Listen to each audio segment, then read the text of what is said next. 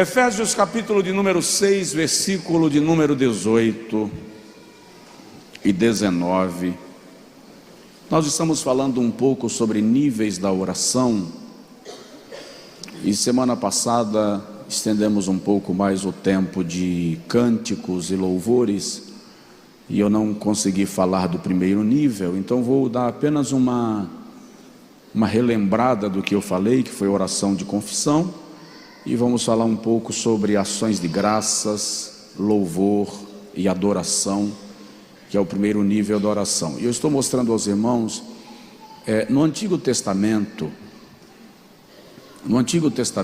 a chegada a Deus, já estou pregando, tá? Pega essa informação. A chegada à presença de Deus no Antigo Testamento tinha um caminho a ser trilhado. Todas as vezes que o sacerdote ou o sumo sacerdote ia ao lugar santo para apresentar a Deus a oferta, a oração e a intercessão, o primeiro lugar pelo qual ele passava era pelo altar do holocausto, onde ele oferecia a Deus um sacrifício. Em seguida, primeiro ele passava pela pia da purificação. Primeiro ele se lavava, se purificava para entrar na presença de Deus. Depois ele passava pelo altar do holocausto, onde oferecia a Deus uma oferta, um sacrifício, para ser aceito diante de Deus, porque havia uma regra. Você está me ouvindo bem? Havia uma regra que dizia: ninguém apareça perante mim de mãos vazias. Então, o adorador que ia buscar a presença do Senhor, primeiro se purificava na pia da purificação, depois ia ao altar do holocausto e oferecia ao Senhor uma oferta. Em seguida ele avançava um pouco mais, chegava no altar de incenso, onde ele oferecia incenso ao Senhor. E aquele incenso era o símbolo da oferenda cujo cheiro subiria à presença de Deus, era a oferta de ações de graças. Só depois que ele passava pelo altar de incenso, é que ele então chegava na mesa dos pães da proposição ou da preposição. Do lado direito estava o castiçal de ouro, do lado esquerdo ficava a mesa, no centro o altar do incenso. Só depois que ele passava por esses cômodos, por esses locais, é que ele chegava ao lugar santo dos santos, onde estava a tenda ou a arca do testemunho, que era o maior símbolo material da presença de Deus. Note que até chegar ao lugar da intimidade de Deus, ele passava por alguns locais específicos, pontuais. Eu disse aos irmãos semana passada, falando de oração, Tiago diz que nós pedimos e não recebemos porque pedimos mal. Pedimos mal. Se nós pedimos mal e por conta disto não recebemos, subentende que há uma forma de pedir bem. Qual é a forma de pedir bem? Nós precisamos entender que a oração, ela é organizada, eu estou chamando assim nessa série de mensagens, por cômodos. Primeiro você passa pelo cômodo da confissão. Quando você então é purificado, pia da purificação, você então vai ao altar, onde oferece a Deus uma oferta de louvor, até chegar ao lugar da intimidade.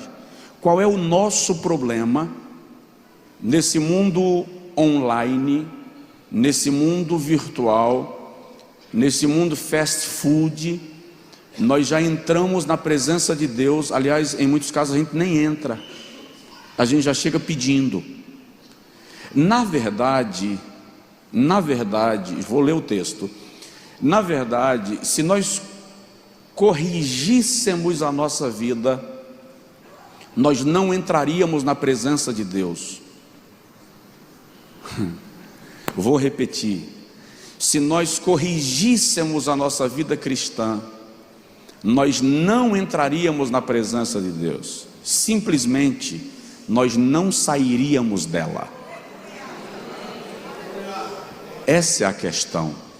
A gente julga que quando vai orar, estou entrando na presença de Deus, e quando você sai da oração, você saiu da presença de Deus? Vai para onde? Vou para o culto para sentir a presença de Deus. Sério? E você não consegue sentir a presença de Deus no trânsito, no escritório, no consultório, na fazenda, na sala de aula, em casa, no gabinete? Provoca aí seu vizinho e diz para ele assim: não saia da presença de Deus. Não saia da presença de Deus. Então, Paulo, quando está ensinando sobre a oração, e ele dá esta orientação apostólica e pastoral, ele diz: orando em todo o tempo, ore em todas as situações. A expressão é essa: orando em todas as circunstâncias, com toda oração e súplica no Espírito. A expressão de Paulo é: com toda forma de orar, com todas as formas de oração, com todos os tipos de oração no Espírito, vigiando nisto com toda perseverança, vigiando com perseverança por todos os santos. No versículo 19 ele diz: e por mim, para que me seja dada no abrir da minha boca a palavra com a autoridade, com confiança, para fazer notório o mistério do Evangelho. Alguém consegue dizer amém? Então vamos lá. A oração é o lugar da intimidade. A oração é o lugar onde nós mergulhamos na presença de Deus. Se folhearmos a Bíblia, vamos perceber que Deus é um Deus de relacionamentos. Ele se relaciona conosco, e não se relaciona conosco apenas pela via da oração. Deus se relaciona conosco pela palavra. Deus se relaciona conosco pelo nosso exercício de vida cristã. A oração, portanto, é o momento que ou aquela oração reservada, é o momento que nós separamos exclusivamente para mergulhar na intimidade de Deus, de modo que nós estamos orando incrivelmente e de vez em quando consultando o WhatsApp. Nós estamos orando e de vez em quando consultando o SMS, abrindo e-mail. Parece que eu estou dizendo algo abusivo, mas é um fato. As pessoas estão fazendo assim. Eu estive num atendimento médico e não voltei, porque durante a consulta o médico atendeu umas 7 ou 8 ligações. Eu entendi que me atender não era o foco dele naquele momento. Quando eu estou no gabinete atendendo alguém, o meu celular vai para a gaveta. Se ficar em cima da mesa, ele estará em modo privativo, porque não é confortável para quem está sendo atendido por mim perceber que enquanto ele fala, eu estou respondendo mensagens de alguém que me escreveu. A sensação que dá é: não está me ouvindo, não, a minha presença não importa. Como queremos estar na presença de Deus e ouvir sua voz? Como queremos estar na intimidade de Deus e sentir a revelação da sua vontade sobre nós, se nós estamos colocando Deus para disputar espaço com as redes sociais? Se nós estamos colocando Deus para disputar espaço com as nossas muitas demandas temporárias? Preste atenção nisso. Oração requer investimento de tempo. Diz aí para o seu vizinho: oração requer investimento de tempo. E eu falei com os irmãos que a oração é dividida em 3 níveis. No primeiro nível, Deus é o centro, o foco, o alvo da nossa oração. No segundo nível, você é o foco da oração. No terceiro nível, os outros são colocados como foco da oração. No primeiro nível, você não pede nada para você nem para ninguém. No primeiro nível, você chega na presença de Deus. E aí eu disse, vamos lá, subdividir o primeiro nível. O primeiro cômodo da oração é o cômodo da confissão. Deixa eu identificar o menino, abrir um parêntese, porque ele é visitante, o diácono não conhece. É filho do pastor Manassés que está visitando a gente ali. Então vamos lá. O primeiro momento da oração é o momento da confissão. Eu não consigo pensar, e eu disse aqui, falei terça-feira passada, eu não consigo pensar em nós, pecadores, entrarmos na presença de um Deus que é santo, sem antes confessar a Ele as nossas transgressões. Não dá para imaginar eu chegando diante daquele que é santo, perfeito, infalível, invisível, eterno, sem margem de erro, sem chance de falha, e fazer como o fariseu: graças te dou, ó Deus, porque eu sou. Preste atenção, diante de Deus ninguém é. Primeira carta de Paulo aos Coríntios, capítulo 1, versículo 28 e 29, Paulo diz: pelo contrário, Deus escolheu as coisas fracas deste mundo para confundir as fortes, e Deus escolheu as coisas loucas deste mundo para confundir as sábias, e Deus escolheu as que não são para reduzir a nada as que são, a fim de que ninguém se glorie na sua presença. Nossa religião, eu vou corrigir, nossa religiosidade nos ensinou que nós podemos chegar diante de Deus apresentando a Ele o nosso currículo. Eu oro tantas horas por dia, eu jejuo tantas vezes por semana, eu oferto tantas vezes por mês, e a gente normalmente vai orar apresentando a Deus o nosso currículo, porque o nosso currículo esfregado no nariz de Deus, desculpa a expressão, é uma forma de provar para Ele que Ele tem que me atender, porque eu mereço. Só que o profeta Isaías, no capítulo 64, diz que a nossa justiça, o melhor de nós, diante dEle, é como trapo de imundícia. E eu vou te explicar o que é trapo de imundícia. No contexto do Antigo Testamento não haviam absorventes para as mulheres utilizarem no período do ciclo menstrual. Então elas usavam pequenos pedaços de pano para conter o sangramento menstrual. É aquilo que é chamado de trapo de imundícia. Isaías está dizendo que a minha justiça diante de Deus, vai lá, se choca, vai, é pano de menstruação. E eu posso chegar diante de Deus e argumentar a minha justiça? É por isso que o salmista diz: choquei? Você ficou assim com cara de... Falei alguma coisa estranha? Salmo 32, confessei-te o meu pecado e a minha iniquidade eu não encobri. Eu dizia no meu coração, confessar-te-ei o meu pecado e tu perdoarás a minha transgressão.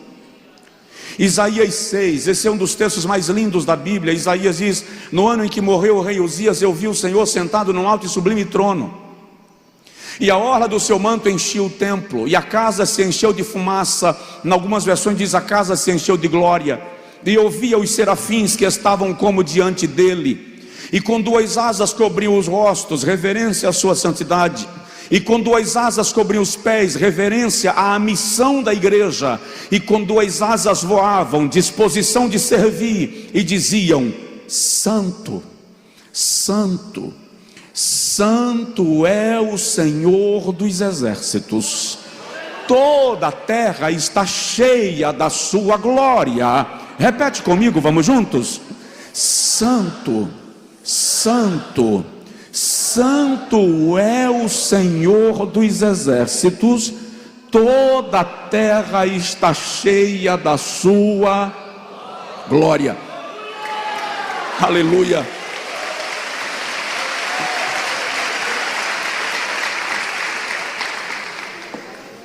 Isaías diz: quando eu ouvi, eu caí, e eu disse: ai de mim, que vou perecendo, porque eu sou um homem de lábios impuros, e habito no meio de um povo de impuros lábios, e os meus olhos viram o Rei, o Senhor dos exércitos. Isaías viu quando o anjo voa com uma tenaz e toma uma brasa do altar, toca-lhe os lábios e diz: perdoado é o teu pecado e purificada a tua iniquidade. Só então Isaías diz: então ouvi a voz do Senhor que dizia: a quem enviarei e quem há de ir por nós? Primeiro momento da oração é momento de confissão, momento de arrependimento. E a maioria de nós, ou por que dizer a maioria? Muitos de nós, ou todos nós, muitas vezes chegamos diante de Deus: Senhor, eis que eu estou na tua presença, te peço, Senhor, perdoa meus pecados e me abençoa. Nós não tomamos um tempo para que o processo de arrependimento saia do nível do remorso para o nível da comoção e alcance o nível da transformação. Porque se nós não pararmos para medir bem o nosso comportamento diante de Deus, boa parte daquilo que nós chamamos de arrependimento é remorso. E o remorso é causado pelas convicções religiosas, pelas convenções sociais quebradas. Quando eu quebro, eu sinto remorso. O remorso é causado pelo medo da consequência, não é arrependimento. E dentro do contexto e do ambiente do remorso, eu vou no nível da comoção. Muitas vezes eu choro e não é de arrependimento, é de consternação. Arrependimento acontece literalmente quando ocorre metanoia. Diga comigo, metanoia. Fala aí com o teu vizinho, metanoia. O que é metanoia? Mudança de natureza. E a mudança de natureza me leva no nível que me impede de permanecer no pecado. Enquanto eu permanecer no pecado que eu confessei ontem, o arrependimento não operou em mim. O arrependimento acontece quando metanoia, quando há uma transformação de natureza e o meu interior é mudado de forma que a minha alma rejeita permanecer naquilo. Primeiro tempo da oração é esse, é o momento do arrependimento, em que eu sou transformado, tratado por Deus. E nós precisamos disso. E enquanto isso não acontecer, nós não podemos chegar ao lugar da arca, ao santo dos santos, ao lugar da presença da santidade, ao lugar da intimidade de Deus. Provoca aí seu vizinho e diz para ele assim: Deus tem muito para você.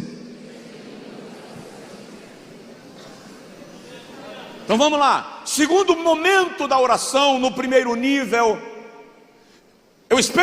eu confessei ao Senhor, experimentei o operar da sua misericórdia sobre mim. Aí eu entro no segundo cômodo, uma porta se abre.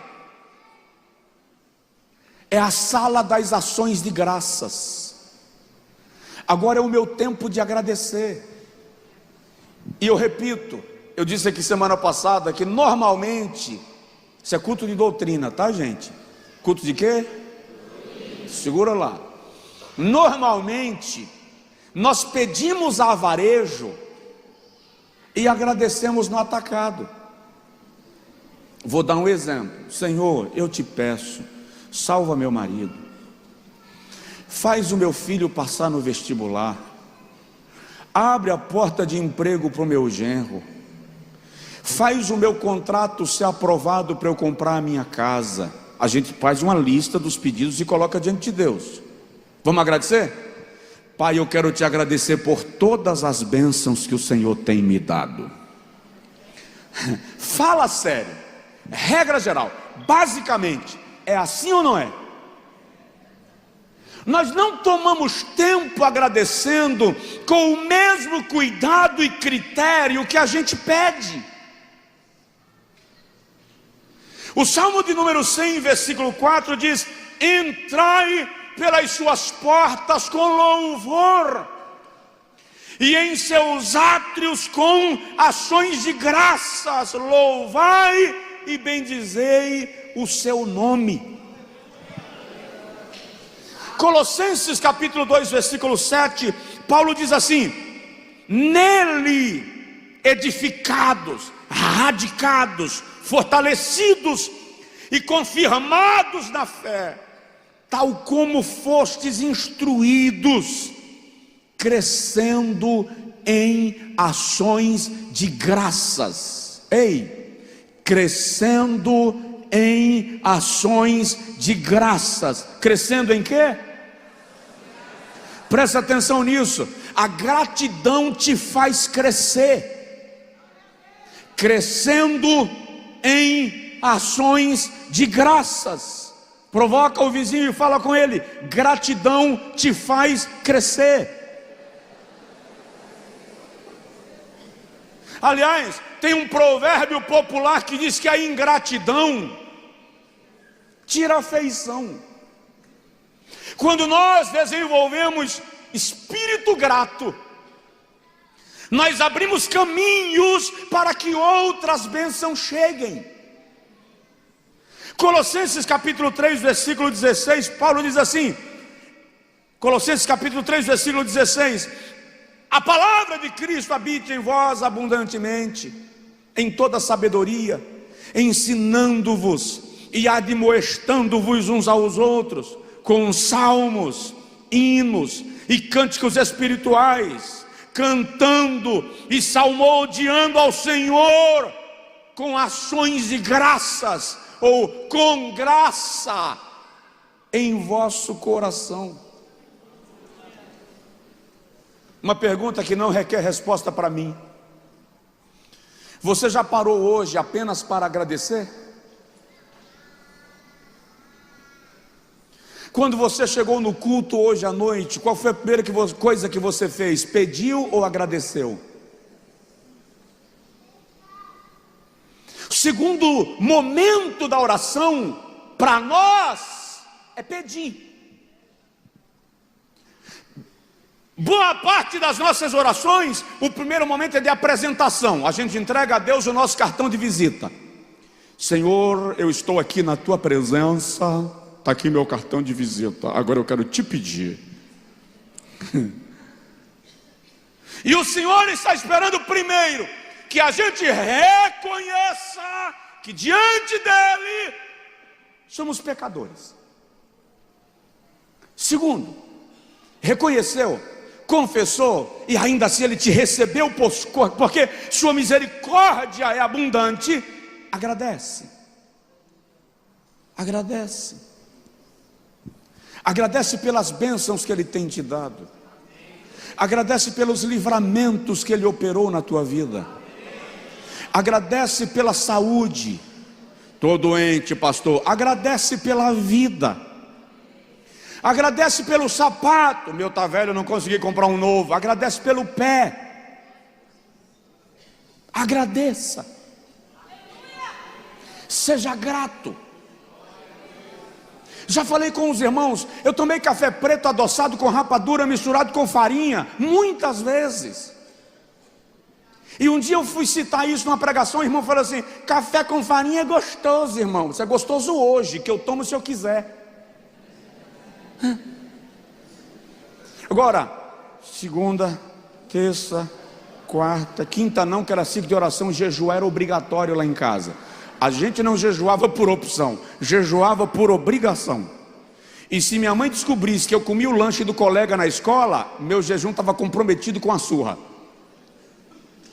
Sexta, sábado, domingo era dia de jejuar também obrigatoriamente. Quer saber? Tinha dia que jejuar era um alívio.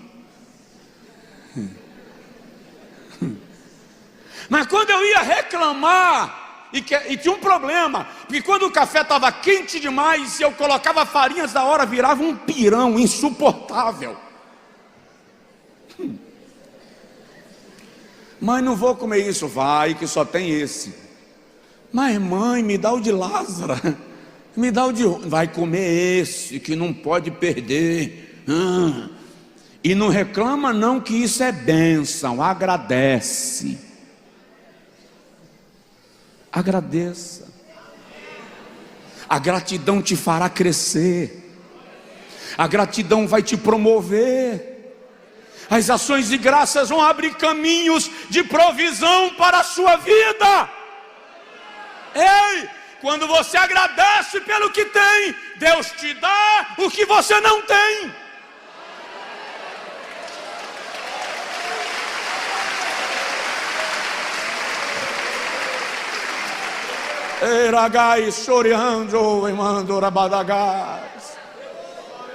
Falta gratidão em nosso coração. Você está orando, confessou, agradeceu, aleluia, agora Deus, eu tenho uma lista de pedidos. Não, calma, você está caminhando para o lugar da intimidade ainda.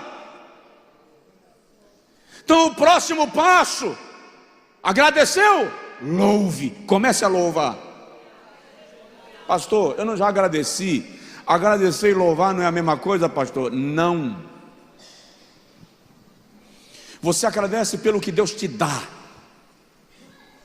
Você louva pelo que Ele faz, pelas obras das suas mãos.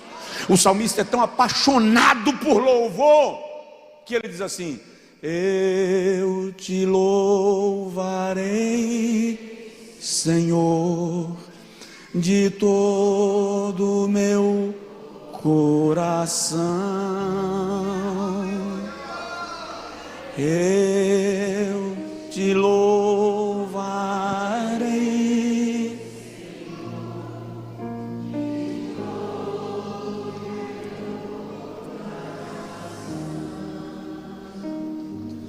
Na presença dos deuses, a ti cantarei louvor.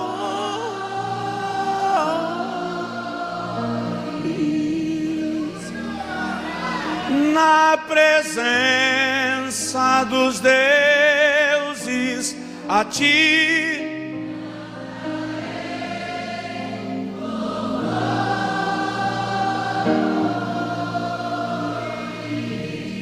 louvar é reunir as obras de Deus e expressá-las em palavras. E aí, eu disse aqui outro dia que é outra falha, se eu tomar ao pé da letra, à luz da Bíblia, nós cometemos uma falha por causa de um jargão. Agora nós vamos para o momento do louvor. Essa falha é igual àquela outra que diz assim: agora nós vamos para o momento mais importante do culto, que é o momento da palavra. As duas expressões estão erradas. O momento do louvor é tão importante quanto o momento da palavra. Só que eu tenho que entender que isso não pode ser momento. Louvor não pode ser momento. Louvor tem que ser estilo de vida. A minha vida precisa louvar. Ei, a minha roupa precisa louvar. Primeiro livro das Crônicas, capítulo de número 16, versículo de número 29. O salmista diz assim: adorai ao Senhor, exaltai ao Senhor, vestidos de trajes santos. Louvar é reconhecer os seus feitos, reconhecer as obras das suas mãos, reconhecer o que Ele fez. É tão importante o louvor. Presta atenção, louvor não é recheio de culto. Tem gente que pensa que o louvor acontece antes da pregação, que é para dar tempo o povo chegar. Está errado. Louvor é um convite a Deus para que Ele venha. Todas as vezes que o profeta, o vidente, no Antigo Testamento, ia consultar ao Senhor, ele chamava um levita, um tangedor, para tocar um instrumento, porque por meio do louvor o Senhor se manifestava. Salmo 22:3 diz que o Senhor está entronizado no meio dos louvores do seu povo.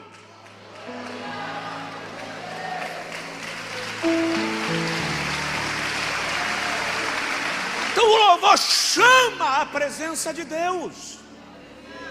Na oração, o louvor atrai a presença de Deus. Na oração, o louvor pede a Deus para estar perto, ou permissão para chegar a Ele. E nós precisamos desenvolver o hábito do louvor. E presta atenção, nem todo cântico é louvor. Tem cântico que é desabafo, tem cântico que é ladainha, tem cântico que é expressão de depressão, e tem cântico que é sofrência. Ah, irmão, tem um negócio que dá uma depressão. Tem uns trem que dá uma depressão, é sofrência. Louvar é expressar os seus atos, é expressar os seus feitos, é expressar as suas obras, é reunir a sua operação. Salmo de número 34, versículo de número 1. O salmista diz assim: bendirei ao Senhor em todo o tempo. O meu louvor, o seu louvor estará continuamente. Diga comigo, continuamente. Repete, continuamente. Diz aí para o seu vizinho: louvor não é o que você faz no culto. Fala com ele: louvor é o que você faz na vida.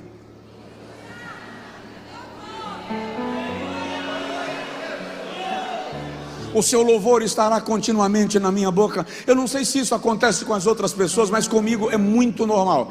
Normalmente eu acordo com um louvor na minha mente. Quando eu menos percebo, eu estou assoviando aquele louvor, estou cantando aquele louvor. E às vezes quem está comigo no telefone, que fala em câmera lenta e demora muito de uma palavra para outra, eu acabo cantando.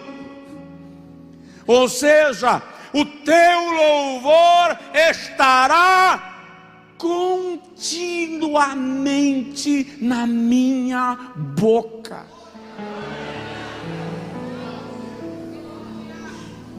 Bate aí no ombro do vizinho, fala com ele assim: louva, irmão. Louva. Eu vou saltar algumas referências para eu te dizer uma coisa. O louvor é tão poderoso. O louvor é tão poderoso. O louvor da igreja. Eu vou saltar umas referências que eu ia citar ali para eu dizer isso. O louvor da igreja é tão poderoso que em Apocalipse capítulo 7 a Bíblia diz que estão diante do Senhor santos, vestidos de vestes brancas, trazendo palmas ou palmeiras nas mãos. E está escrito que aqueles santos são os crentes salvos na grande tribulação. Olha que coisa poderosa. E a Bíblia diz que eles estão louvando diante de Deus. E está escrito que enquanto eles cantam, quando eles intercalam entre uma estrofe e um refrão, toda criatura que está no céu, e toda criatura que está no mar, e toda criatura que está na terra, E os 4 seres viventes e os 24 anciãos prostram-se e dizem amém. Louvor e glória, sabedoria e ações de graças, domínio e poder ao nosso Deus que fez os céus e a terra. Ô igreja, o ministério de louvor, louvar é o maior privilégio que Deus deu à sua igreja. Cantar não é dom espiritual. Se cantar fosse dom espiritual, Michael Jackson, Elvis Presley, Zezé de Camargo e Luciano, Ivete Sangalo, Roberto Carlos não fariam sucesso. Cantar é dom natural, e que pode ser aperfeiçoado com técnicas por meio do aprendizado. Agora, louvar, querido, louvar é para quem conhece o seu Criador. Louvar é para quem experimenta as obras e as maravilhas das suas mãos. Louvar é mais do que cantar. Cantar qualquer um chega e canta. Louvar é a atividade da igreja. Aleluia! Abra sua boca e louve. Louve.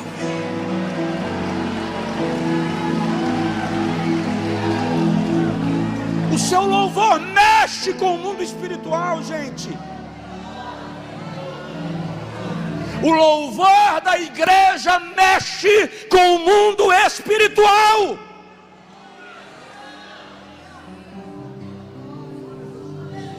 Paulo e Silas estão presos no porão do cárcere.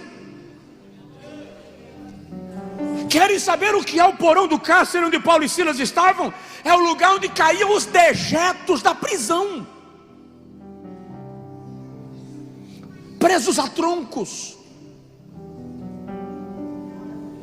Paulo olha para Silas e fala assim: ô Silas, vamos fazer um negócio? Canta que eu oro. Aí Silas começa a cantar. Eu não sei o que Silas cantou, a Bíblia não traz a letra da música que Silas cantou, mas pode ser que Silas tenha cantado algo do tipo: Tu és fiel, Senhor, eu sei que Tu és fiel. Tu és fiel, Senhor.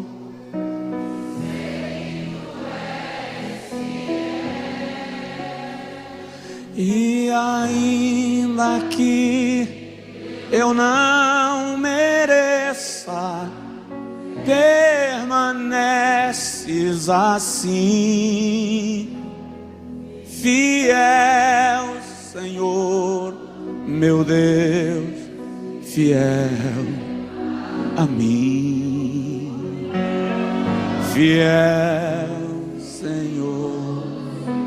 E Paulo está dizendo: Senhor, nós somos os teus servos.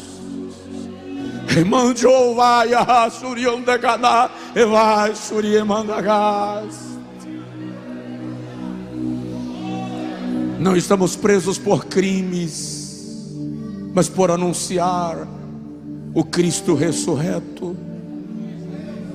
Canta, Silas. E Silas vai cantando, e eu não achei a nota. De repente Jeová lá do trono diz assim para o anjo: vai lá embaixo, balança aquele troço lá.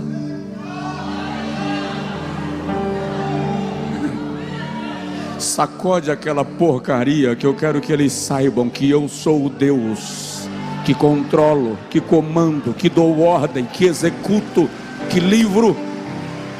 Aleluia! Aleluia! Louve, irmão. O salmista diz: oferecerei a Deus, Salmo 116, sacrifício de louvor. Louve. Eu não sei o que está acontecendo na sua vida, eu não sei o que está acontecendo na sua casa, eu não sei o que está acontecendo na sua empresa, eu não sei o que está acontecendo na sua família, com seu filho, com seu marido e com a sua mulher. Para de brigar, para de reclamar, para de fazer pauleira em casa. Edifique a Deus um altar de louvor. Comece a adorar a Deus. Pelo louvor, milagres vão acontecer.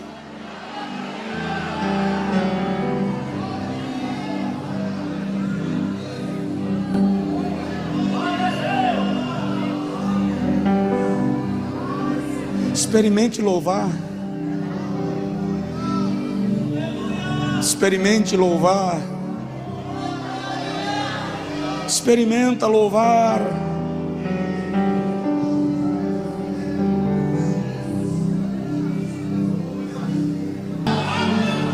Esse é o primeiro momento da oração, o primeiro nível da oração. Confissão. Diga comigo: confissão, gratidão, louvor, adoração. Eu agradeço pelas bênçãos que Ele me dá, eu louvo pelas obras das suas mãos, mas agora eu vou avançar mais um cômodo. Eu vou ficando para trás. Vai chegando o momento que o que Ele me deu não é o foco, as coisas que Ele faz não é o centro. Chegou o momento que agora o centro é o seu caráter, a sua natureza, a sua divindade, os seus atributos, aquilo que Ele é. A adoração é pelo que Ele é. Eu não adoro a Deus porque Ele me atende, eu adoro a Deus porque Ele é Deus. Nós não adoramos a Deus porque Ele faz milagres, nós adoramos a Deus porque Ele é Deus de milagres. Ele é. A adoração é o nível mais íntimo da presença de Deus, gente. Não há para onde avançar mais quando você chega no ambiente da adoração. E outro detalhe, quando você chega no nível da adoração, pedir não é a sua preocupação mais.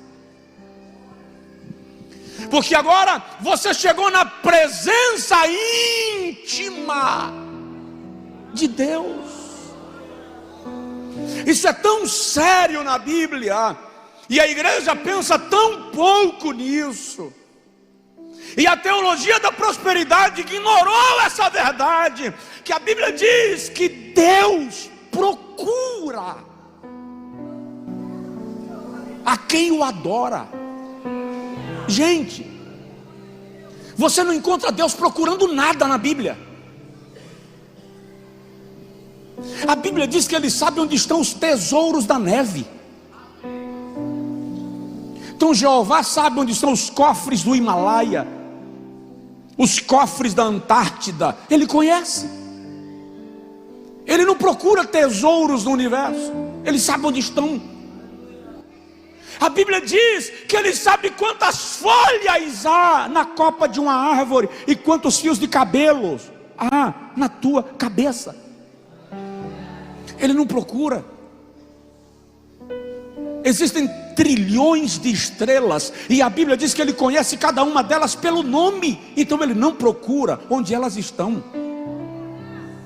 Você tem 2 filhos e de vez em quando perde um dentro de casa.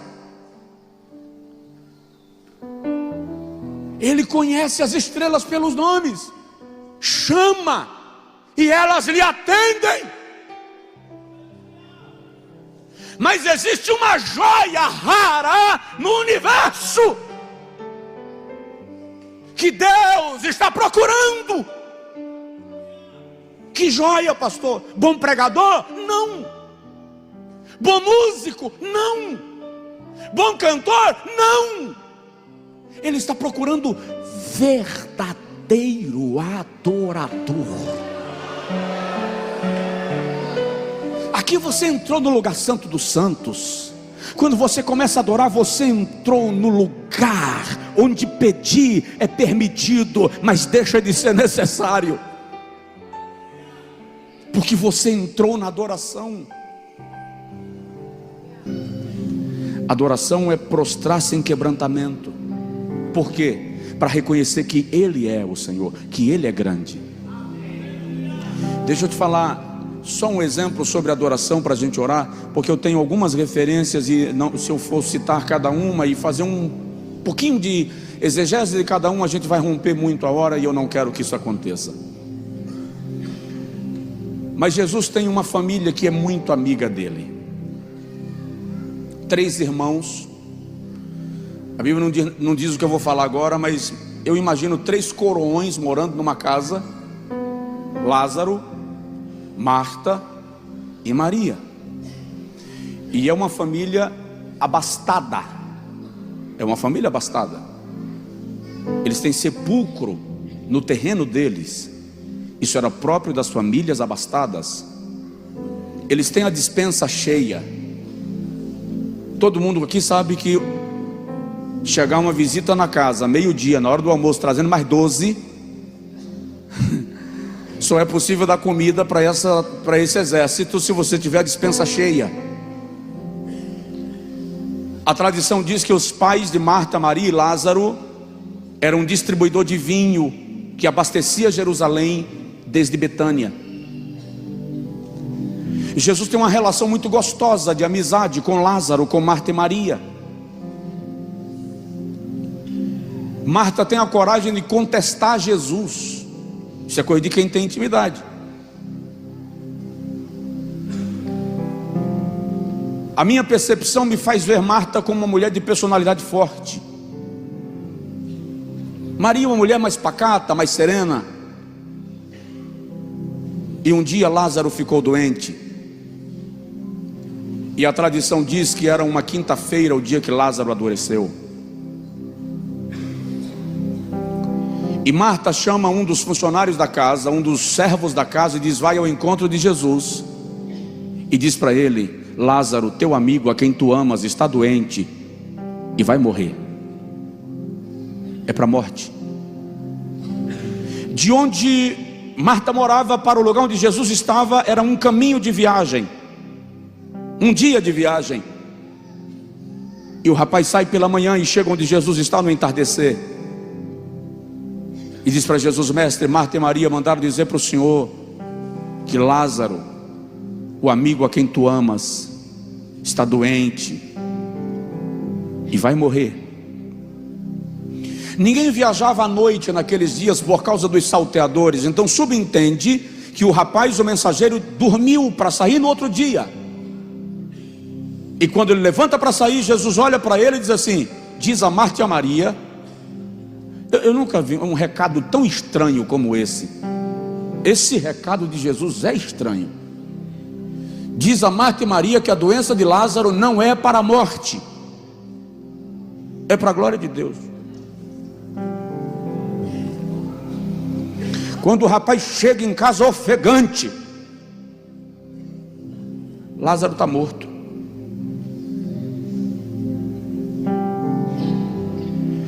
Primeiro nó é na cabeça do rapaz. Sei não, viu? Como é que eu digo agora? Jesus falou que o cara não ia morrer e morreu. Não é, é só a minha cabeça que dá nó com isso, ou a de vocês também fica meio... Morreu. O mestre mandou dizer o quê? O que ele mandou dizer está muito estranho aí. O que ele disse? Fala. Ele disse que Lázaro não ia morrer. Diz que esse negócio é para a glória de Deus.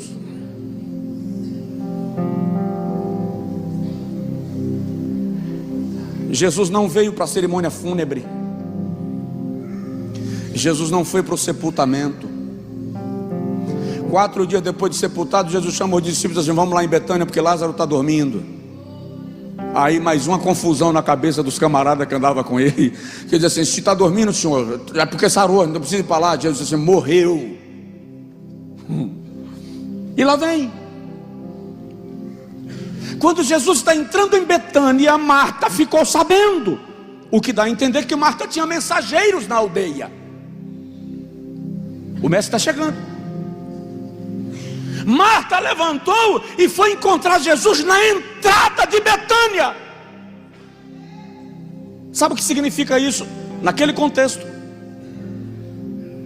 receber na porta da cidade, na entrada da aldeia, era uma forma de dizer: o que você tinha para resolver, pode resolver aqui mesmo, porque lá dentro você não é mais necessário. Marta está por aqui com Jesus. Tanto é que ela vai encontrar Jesus, chega lá e diz assim: se tu estivesses aqui, está escrito assim, se tu estivesses aqui, meu irmão não teria morrido. Mais ou menos. É como se Marta estivesse dizendo assim: filho da viúva de Naim, o senhor chegou na hora, né? Lá o Zaqueu, o senhor teve um tempinho para passar a noite na casa dele, mas a gente é amigo, né, mestre? Não, ousadia. Jesus disse assim: Marta, teu irmão vai ressuscitar. Para que isso? Marta diz assim: eu sei. Na ressurreição do último dia. Uma forma de dizer assim: eu queria agora, Senhor. Na ressurreição do último dia eu também já fui para lá. Jesus viu que não dava para dialogar com Marta, porque quem assenta aos pés de Jesus reage diferente na hora da tribulação, tá? Aí Jesus disse assim: Marta, chama Maria. Olha que coisa linda. Alguém chega no ouvido de Maria e diz assim: o mestre está aí fora e mandou te chamar. Maria levanta, e a multidão que está com Maria vem acompanhando, porque pensa que ela está indo para o sepulcro. E quando Maria chega perto de Jesus, ela diz a mesma coisa que Marta disse: se tu estivesses aqui, meu irmão não teria morrido. Então qual é a diferença de Marta para Maria? A diferença está no texto, diz assim: Maria prostrando-se. Antes de qualquer palavra, ela se prostra. E de baixo para cima ela diz: Senhor. A postura de Maria é diferente da postura de Marta. Ela se prostra e adora: Senhor. É uma forma de dizer: Lázaro morreu, mas não muda nada no meu coração em relação ao Senhor. Aí ela diz: se tu estivesses aqui, meu irmão não teria morrido. Pode ler o texto, está escrito em seguida: Jesus chorou. Pode ler. Logo em seguida, Jesus chorou. Você quer alcançar o coração de Deus? Não é com lamúria. Não é o teu lamento que alcança o coração de Deus.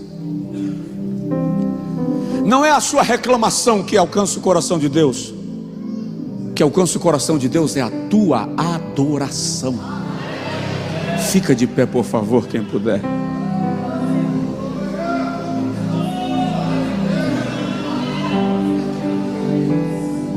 Primeiro nível da oração: confissão, ações de graças, louvor, adoração. Vem cá, esse menino, Agnus Dei. Segura um pouquinho, aguenta um pouco. Eu sei que tem até gente com um pouquinho de frio, mas aguenta um pouquinho. Agora, durante esse louvor, Jeová vai marchar como guerreiro forte, e algumas muralhas e barreiras que estão te trazendo aflito, angustiado e deprimido vão cair. Isaías 63, eu amo esse versículo porque ele diz assim: quem é este que vem de Edom, vestido de vestes salpicadas de sangue? Deixa eu ler o texto, porque eu não lembro do texto inteiro. Isaías 63. Quem é este que vem de Edom, de Bosra, vestido de vestes salpicadas de sangue? Ele é glorioso em sua vestidura e marcha na plenitude da sua grande força. Quem é ele? eu que falo em justiça, poderoso para salvar. Ele vem marchando sobre os montes para te dar socorro. Ele vem com as suas vestes salpicadas de sangue, pisando sobre os alteiros para te dar vitória. Ele vem na sua grande força, desbaratando inimigos, derrubando forças espirituais e estabelecendo livramento sobre a sua vida. Dá uma sacudidela de leve no seu vizinho e diz para ele: ele vem poderoso para salvar. Adore a ele, adore a ele, adore a ele.